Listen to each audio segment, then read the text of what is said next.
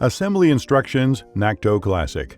Tools included: screwdriver, Phillips and slotted 2-in-1, double open-end wrench, 13mm and 15mm, Allen wrench, 5mm and 6mm. Tools needed: scissor and bike pump. Let's start assembling your NACTO Classic e-bike. Step 1. Unpack the e-bike. Pull the frame and all parts, basket bracket, charger, seat, toolkit, keys, nut caps and pedals out of the cardboard box. Separate the bike from the foam padding. Cut off all zip ties with scissors while being extra careful as not to damage the paint or cut any wires or cables.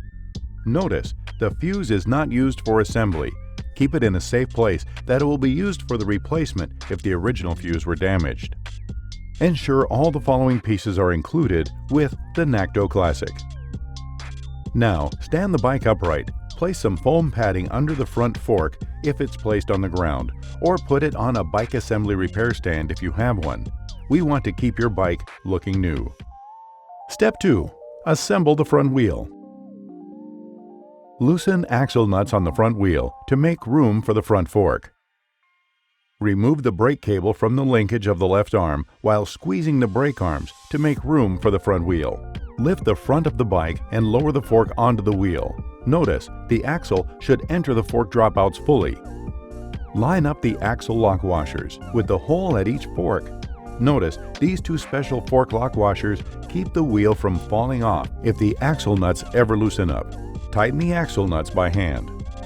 Once the lock washers are in place, tighten both axle nuts with the supplied double open-end wrench. Note, before doing the final tightening of the axle nuts, make sure the wheel is square and true with the forks. Push the plastic caps onto the axle nuts. Put the brake cable back to the linkage of the left arm while squeezing the brake arms. Step 3. Install the handlebar. Install the handlebar stem into the steer tube. Set the stem to the desired height, but do not exceed maximum height or minimum insertion. Align with the fork. Tighten the bolt on top of the handlebar stem with the supplied Allen wrench. Perform a twist test. Brace the front wheel between your legs. Switch hands so the opposite hands are pushing and pulling with about 20 pounds of force to make sure the handlebar and front wheel are still properly aligned. Repeat the twist test, pulling and pushing with the opposite hands. Step 4. Install the front fender and headlight. Remove the fender and headlight mounting bolt from the fork arch with the supplied screwdriver and set aside. Place the fender in position from the back of the front tire. Pass the fender mounting point under the front fork arch. Attach the headlight and fender to the fork arch. Pass the bolt through the headlight mount, fender mounting point, and fork arch mounting point. Notice, the fender bracket should go in between the arch bracket and headlight bracket. Thread the lock nut at the bolt end and tighten with the supplied screwdriver. Attach the fender mounting arms to the front fork. Remove the mounting bolts from the fork. Pass the bolt through the arm mount and fork mounting point. Ensure the fender is centered and tighten both the mounting bolts. Center the headlight and adjust the angle slightly downwards to illuminate the road ahead and not to blind oncoming traffic. Use the supplied Phillips head screwdriver to loosen the headlight angle adjustment bolt. Tilt the headlight to the optimal position and then tighten in place securely. Step 5. Adjust the front brake system. Notice, the adjustment of the front brake system is not easy. The following steps are only a general guide. If you are not sure you have the experience, skills, and tools to correctly perform all steps, consult a certified, reputable bike mechanic to assist with it. Pad adjustment. Remove the brake cable from the linkage of the left arm while squeezing the brake arms. Loosen the pad mount, bring the arm and pad to the rim, and adjust. Locate the pad to the top edge of the braking surface. Note, do not locate the pad to the top edge of the rim, it would hit the tire. Bring the pad gently to the rim and push with some mild force and secure the nut. The pad will tend to be self-aligning, and put the convex-concave washers where it needs to be correctly aligned with the two flat surfaces, the rim and the pad aligned. Hold the pad as you tighten the final tightness. Repeat the process on the other side.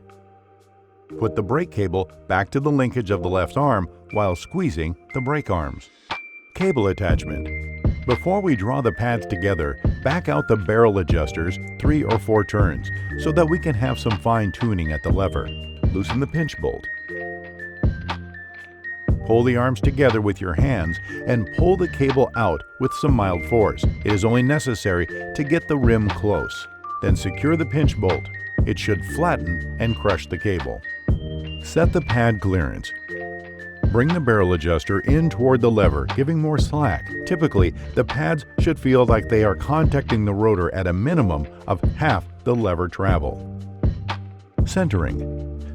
Centering is done by subtle changes in spring tension. There are screws to the return spring on both sides. By tightening the screw, you are increasing tension on whatever side you tighten. The end goal here is to keep even pad clearance on either side of the rim.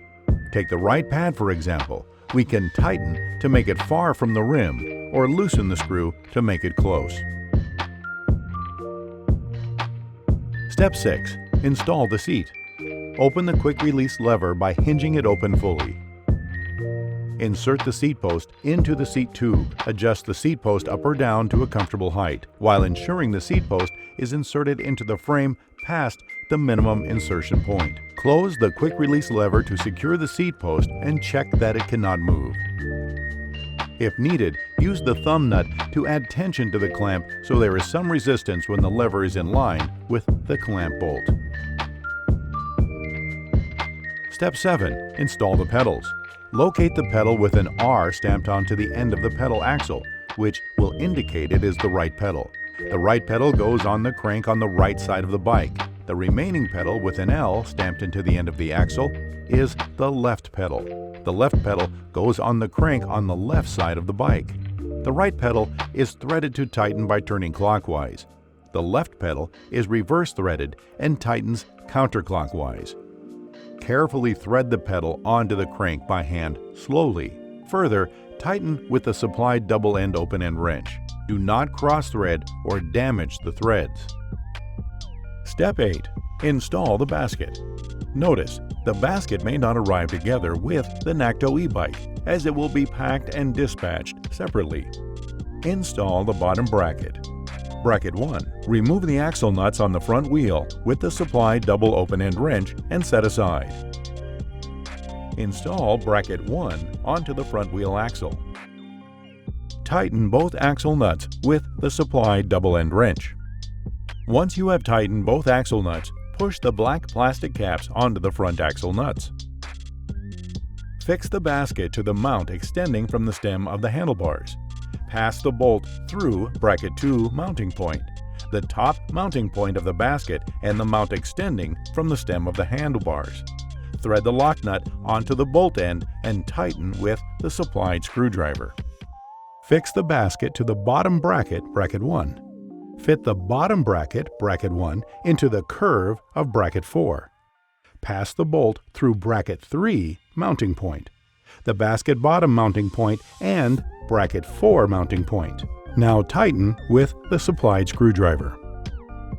Snap the cover into place. Step 9. Inflate the tires. Check that the tire beads and tires are evenly seated around the rims. Use a pump with a Schrader valve and pressure gauge to inflate each tire to the recommended pressure indicated on the tire sidewall. Do not overinflate or underinflate tires.